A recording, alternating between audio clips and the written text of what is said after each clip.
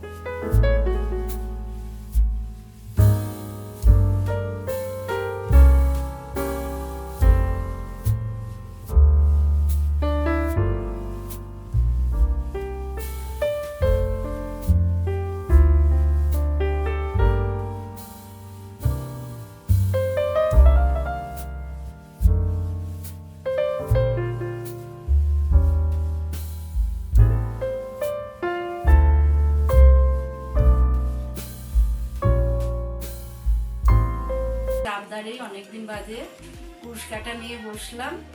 ওরাও অনেক পরিশ্রম করে ভিডিও বানায়।